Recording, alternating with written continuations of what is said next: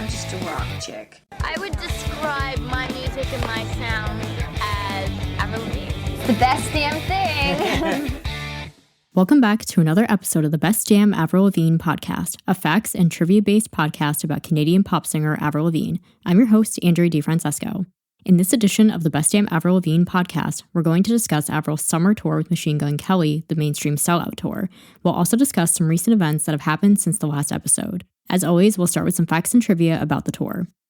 While the tour began on June 8, 2022, Avril did not join until June 17th at the show at State Farm Arena in Atlanta, Georgia. Her main run concluded on July 28th at the Xcel Energy Center in St. Paul, Minnesota, followed by a one-off show on August 13th at First Energy Stadium in Cleveland, Ohio. This is Avril's second tour as an opening act, the first being an opener for Backstreet Boys on their In a World Like This tour in 2014. Avril's setlist consisted of 8 songs: Girlfriend, Bite Me, What the Hell, Here's to Never Growing Up, Complicated, Love It When You Hate Me, Skater Boy, and I'm With You. Beginning with the show on July 5th in Syracuse, New York, she then switched out Here's to Never Growing Up for My Happy Ending on the same striped guitar she used for the Bite Me tour. She then came back to the stage during MGK's set to perform Boys Lie. They did a call and response game with the crowd during the bridge for the Wow Wow Liar hook, however they did not perform it during the first night. Footage from the performances as well as backstage from the tour were compiled into a music video for Boys Lie, directed by Nathan James, which was released on August 26th. On July 11th, she posted a TikTok with Machine Gun Kelly singing and dancing to Boys Lie, which was filmed outside of their tour buses. For the show in Los Angeles on July 13th, she performed Love It When You Hate Me with Black Bear. Her friends and pro wrestlers Mike the Miz Mizanin and his wife Maurice were in attendance, along with their son River, who met Avril after the show. For the show on July 28th, Avril joined MGK on stage to sing his song A while lighting a giant blunt. They also had a tailgate party prior to the show since it was Avril's last date with the tour apart from the show on August 13th. Avril used the same orange microphone and orange and black mic stand from the Bite Me tour. Her outfits were all custom designed by Ashton Michael, including more skirts, black and orange bondage pants, and all black bondage pants. She also had a pink studded motorcycle jacket and pink and white plaid skirt. Orange and black streamers were launched into the air at the end of Skater Boy. Avril's name and album logo appeared on a curtain behind her during the performance, and they incorporated the same black balloons on stage as the Bite Me tour. At one of the shows, Avril accidentally banged her microphone into her mouth, causing her lip to bleed. She also accidentally cut her hand on the spikes on her microphone stand. At the show in Detroit on July 3rd, the lift began lowering Avril and MGK underneath the stage during Boys Lie before they had finished the song. They continued singing while underneath the stage. One day prior to the final show on August 13th, Avril and MGK visited 27 Club Coffee in Columbus, Ohio and performed a DJ set, including A, Grow by Willow, and Skater Boy. After the final show, they went to FWD Day and Night Club and performed Skater Boy and Boys Lie together. Out of available box office data, the biggest crowd Avril played for was a sold-out crowd of 42,086 people at First Energy Stadium in Cleveland. The smallest crowd that Avril played was 7,953 people at the Legacy Arena at BJCC in Birmingham, Alabama. The highest grossing show out of available data was in Cleveland, which grossed $3,119,581. The lowest grossing show was at the Spokane Arena in Spokane, Washington, which grossed $478,085. Other opening acts included Ian Dior, Black Bear, Willow, and Travis Barker. A Bite Me Tour t-shirt was sold on Avril's website with the U.S. summer tour dates on the back, despite the fact the Bite Me Tour was exclusive to Canada and the U.S. dates were actually part of the mainstream Sellout tour. Merch included a Love Sux heart-shaped glow stick, t-shirts, sticker pack, and tote bag. So that's pretty much it for the facts and trivia about the tour. Not a heck of a lot to say about the tour since she was just an opening act and it was a very short summer tour. That being said, the tour looked really fun. I personally did not go. I did think about going, but they didn't come anywhere near me. I would have had to travel out of state to go. And I think tickets were really hard to get because all of the shows were taking place in arenas and stadiums and stuff. And so trying to get tickets, I think if I was going to go, I would have had to go to Madison Square Garden, which is quite a haul to get to and very difficult, I think, to kind of navigate, like, you know, parking wise and all that. And it would have just been like a really, really big venue to try to enjoy a show in. To me, like big venues, I think would kind of like freak me out a little bit. And I think I would have been kind of overwhelmed. And also, I'm not really a fan of MGK, so I would have just been going just to see her set. And to me, it's not worth the money and traveling and going all that way just to see her as an opening act. I'm sure that it would have been fun and it would have been a good show. One of the things that MGK did that I think was really cool is that at the start of his set, he comes in flying on like a helicopter into the arena, which is really, really cool. And I'm sure looks super amazing in person. But just to me, like as far as the fact that I'm not a fan of his and I would have just been going just to see Avril, to me, like between the money and the traveling and all of that, just wouldn't have really been worth it. Honestly, just to see her play like 8 songs. However, I am glad that we got to see a lot of the footage and stuff from the tour in the Boys Lie music video. And I think that you can really tell, like, I think I've mentioned this before in the last couple of episodes about this, but you can tell that Avril had a lot of fun on that tour and that she was just like hanging out with her friends and that she, as she described it, it's like summer camp. And so I like that we have the Boys Lie music video to kind of commemorate that. And I think that it's a really cool thing for her to have too, to like capture all those memories. I also think in general, they just seem like they're really good friends. Like, it's funny because I think Avril actually has known MGK for longer than we think. I seem to remember that she knew him from quite a while ago, like maybe back in like late 2019, like far before she ever started working with John Feldman and Mod Sun. What's interesting is that Mod Sun is friends with MGK, and that's kind of how Avril came to know Mod Sun. So it's very interesting the way that worked. I think a lot of people might think it's actually backwards, that because him and Mod are friends, that's how she began working with MGK. But Avril and MGK actually started working together long before Mod Sun was ever like in the picture, really. I think that Travis Clark from We the Kings was the one who introduced Avril to MGK. They started working on some songs together, I think. I could be wrong on that. I could be misremembering. But I think before the pandemic happened, I think that Avril was kind of teaming up with MGK, or she was like seen in the studio with him or seen at a concert with him or something like that. And I think she follows him on Instagram or something. And that was how she saw the video where MGK like punched out Mod Sun's windshield or something, and Avril thought it was really funny, and that's how she started talking to Mod Sun. So it's just kind of funny how MGK played such a pivotal part in kind of how everything that's happened with Avril since then, like between Love Sux and Mod Sun and all of that, how he actually became pretty important to all of that. And it's clear that Avril really considers him a close friend of hers, and you can tell that they just love hanging out with each other. As far as Avril being an opening act, I know that a lot of fans were disappointed that for the US tour that she was just going to be an opening act. And to be honest, I was a little disappointed because obviously I would rather have seen her on a solo tour throughout the US. And I know that people hate it when Avril is an opening act because at this level, she really like shouldn't be an opening act at this point. That's usually more reserved for newer artists and up and coming artists. And obviously she's 20 years into her career. There's no reason why she should really be an opening act at this point. But I do understand the reasoning behind it because, frankly, her sales in the US just aren't what they used to be. Like, 10 to 15 years ago, back during like her first few albums, she was able to pull in like arena-sized audiences. But unfortunately, ever since the Goodbye Lullaby era, so within the last like decade, she hasn't really been able to pull in arena-sized audiences in the US anymore. And I can't really explain why that is. I think maybe, I don't know if it's just US audiences are more fickle and they kind of move on more quickly, or like her singles and her albums didn't really perform here as well from the Goodbye Lullaby era onward. She didn't have like a super big hit here that was kind of on the level of her first 3 albums. So I think just between like declining sales, declining interest in the US, unfortunately, she just hasn't been able to like return to big tours here. She did do the Head Above Water tour here before the pandemic happened. That was a theater tour that could seat like a few thousand people. So I do think the decision for her to hop on this MGK tour was a very deliberate, very carefully thought out decision. I don't think it's just something that she was like, yeah, sure, I'll do it. I think that she carefully thought about and like weighed her options, where she could have done a solo tour throughout the US, but it would have been very small, would have taken place most likely in theaters, or she could do an arena tour with somebody who is a very close friend of hers. And also because he is like kind of more of a modern day pop punk artist who's like seeing current success, he can kind of introduce her to audiences that might not know her or younger audiences.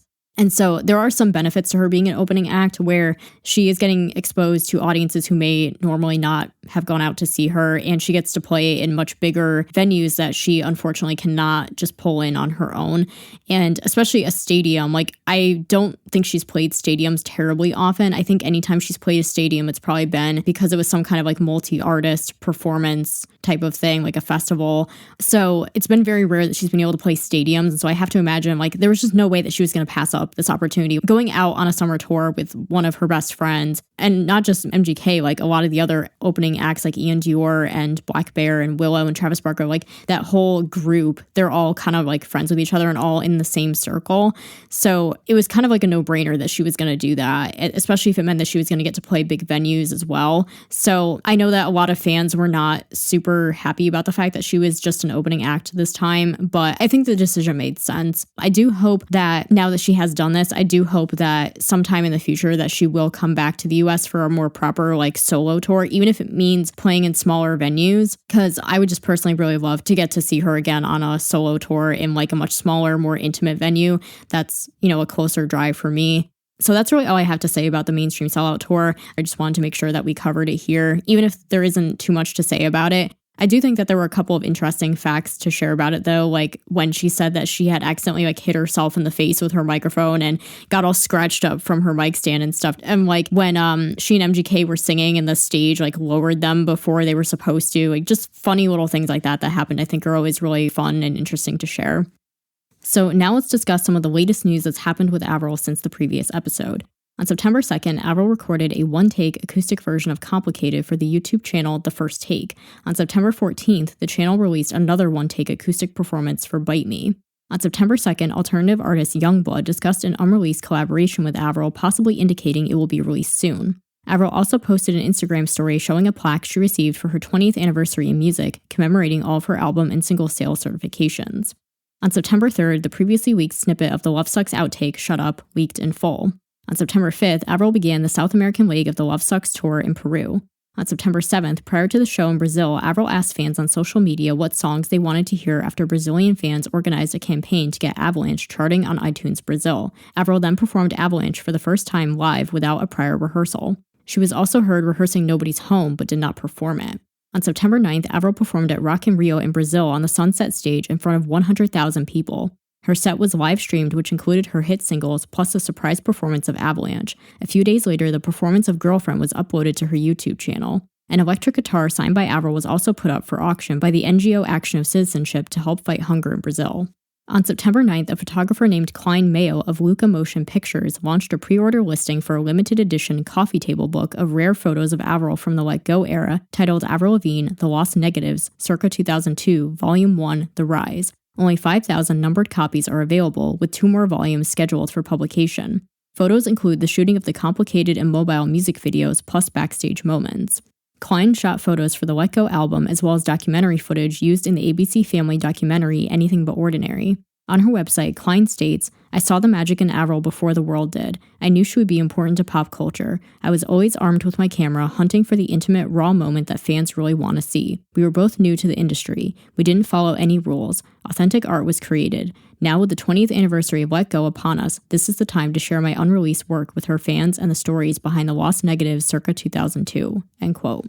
Additionally, the website lists an unveiling for an Avril Lavigne portrait that will be auctioned off for charity, with net proceeds going to Avril's foundation to support those living with Lyme disease. The unveiling will be held on October 9th in New York City. It is currently unknown if Avril will be in attendance. On September 13th, Avril's performance at the ACM Honors aired, where she sang No One Needs to Know by Shania Twain.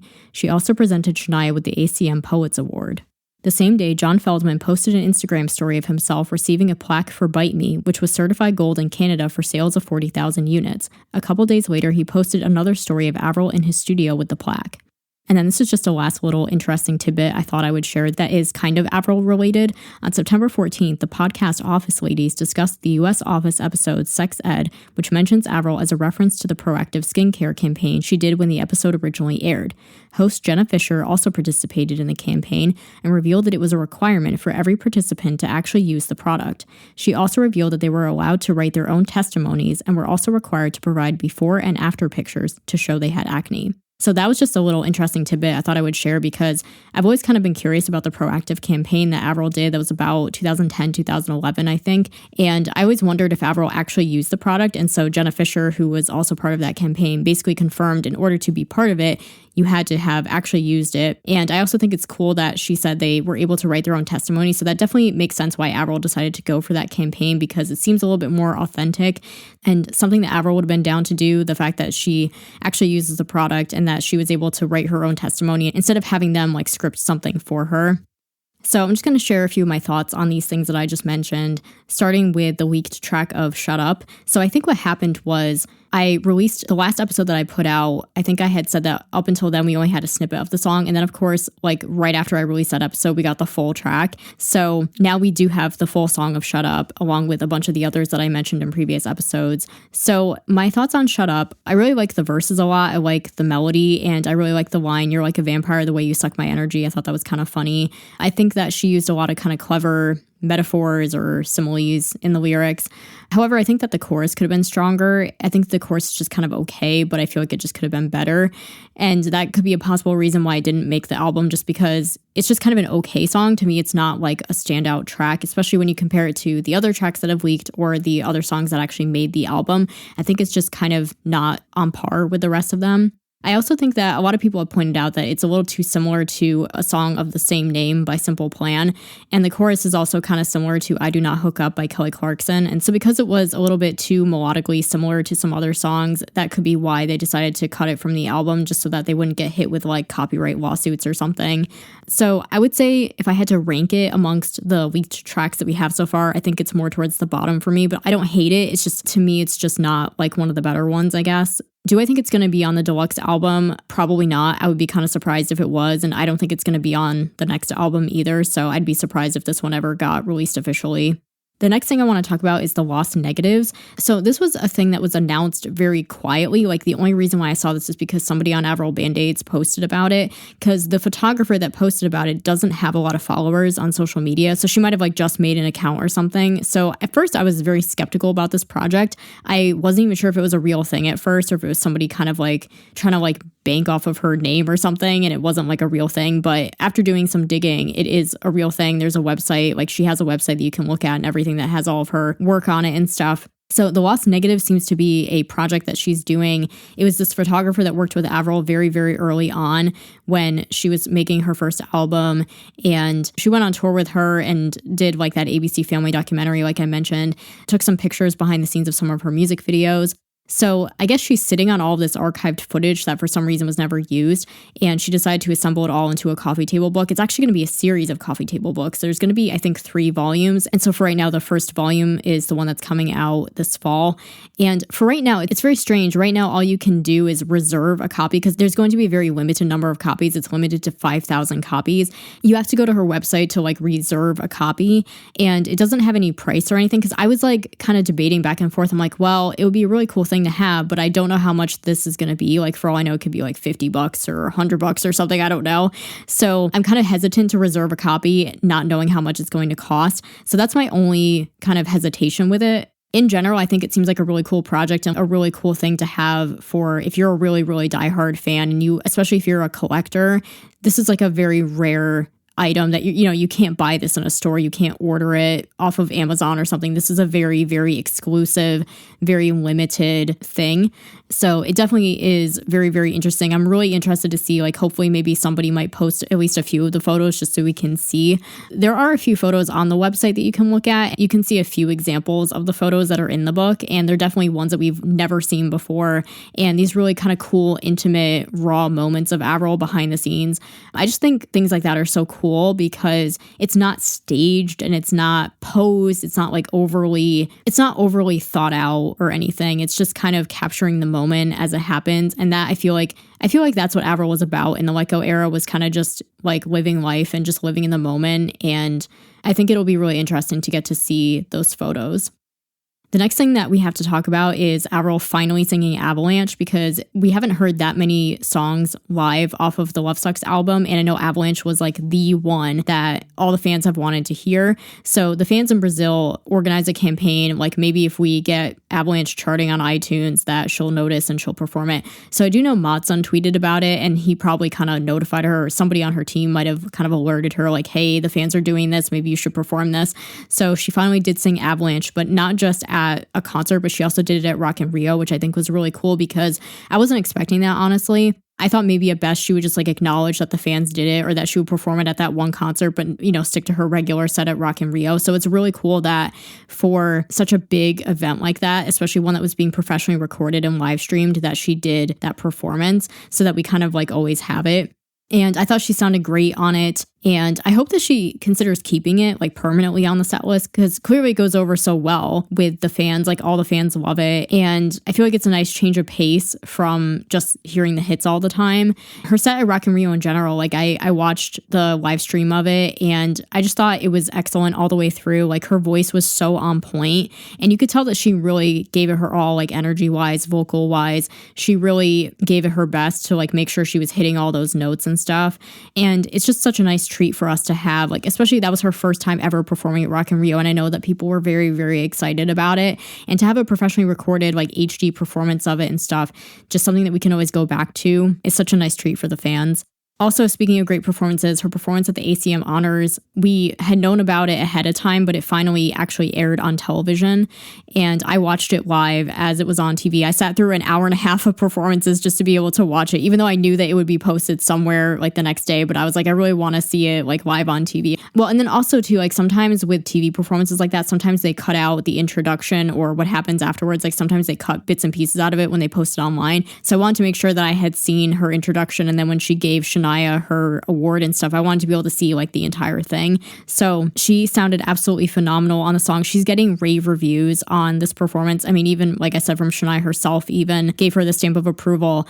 And when Avril posted about the event on her Instagram, she kind of hinted like, should I go country? So a lot of people are kind of speculating that, you know, maybe she might have a duet coming up with Shania, or maybe a country song or two in the future. I think I talked about this in the previous episode, but I would absolutely love to hear Avril go country. Like maybe not like super country, like yeehaw country, but I think that country rock she could definitely pull off for sure. And a lot of people tend to forget about the fact that she actually mentioned before the pandemic happened, I think before she was ever teaming up with Feldman and Mod Sun and made Love Sux and thought about doing a pop punk album, that she said she had written a bunch of country rock songs. And she also mentioned that the song Break of a Heartache was originally more country sounding before Feldman produced it. So I do think Avril's got some country in her. I don't think we'll see a country song or a country album from her just yet. I think that, you know, a lot of people are speculating perhaps for the next album she might still be going with the pop punk thing. But I think after that, it's fair to say that country or country rock seems very much in the realm of possibilities, honestly. And speaking of this mysterious collaboration that was mentioned in general, like Avril mentioned when she was at the red carpet for her star ceremony on the Walk of Fame, she mentioned to a media outlet that she had a collaboration coming up, that she couldn't really say anything more than that coming out in a couple months. So I think the first thing that people thought of was Taylor Swift, because Taylor has an album coming out in October, which would kind of add up with the timeline. And Taylor's album is speculated to be either pop or maybe soft rock. And so a lot of people were thinking that Avril would be perfect for that. And they do know each other. They've always been pretty supportive of each other. And Taylor like sent flowers to Avril when she released Love Sux. And so clearly Taylor is a fan of this kind of music. And so a lot of people think that a collaboration between them is very, very possible on this new album. But then there were also some other names thrown into the mix, like Youngblood. Like we know that they had collaborated together quite some time ago, but their collaboration still has never seen the light of day. And so a lot of people are thinking that maybe this is finally it. And then, of course, the other name that's been tossed around is Shania, because obviously they have such a obvious connection. And like Avril attended one of Shania's concerts recently, and then, of course, this ACM Honors event. So they've been kind of hanging out with each other quite a bit recently as well. I know that a lot of people think it might be Mod Sun, either their song together called California, or Mod Sun mentioned that he had a collaboration with her coming up on like his next project or whatever. So a lot of people think it could also be Mod Sun, but I really don't think, I think if it were, I really don't think that she would be saying like, I can't talk about it too much. Like, I don't think that she would be that way when it's her fiance. So to me, even though I think it's safe to say that they have a collaboration probably coming out pretty soon, I don't think that this is the one that she's referring to. As for me personally, like what I think, I do think that Youngblood is probably the most likely possibility. However, I would not be upset at all if it were Taylor, because I'm a huge Taylor fan, as I've mentioned before on the podcast. I would also be down for a collaboration with Shania. I think that would be really, really awesome considering their connection, and like the fact that Avril sang with her all those years ago, and then to have a collaboration with her would be such a full circle moment. So if it's Taylor or Shania, I'll be perfectly happy with that. So as for what's next, Avril is going to be heading to the Firefly Music Festival this month, followed by the iHeartRadio Festival. And then, of course, at the end of the month, it's going to be her birthday. Otherwise, that's all for now. So we conclude this edition of the Best Damn Avril Lavigne podcast. Be sure to subscribe on your favorite podcast platform so you can be the first to know when a new episode drops. And don't forget to leave a rating or review as well. We're currently streaming on Apple Podcasts, Spotify, Google, Amazon Music, and Audible. Join me again next time on the Best Damn Avril Lavigne podcast. The Best Damn Avril Lavigne podcast is hosted, produced, and edited by Andrea DiFrancesco. Theme music is HD and Lights by J. Powell Flicks. Follow the latest podcast news on Instagram at bestdamnavrilpod or email bestdamnavrilpod@yahoo.com.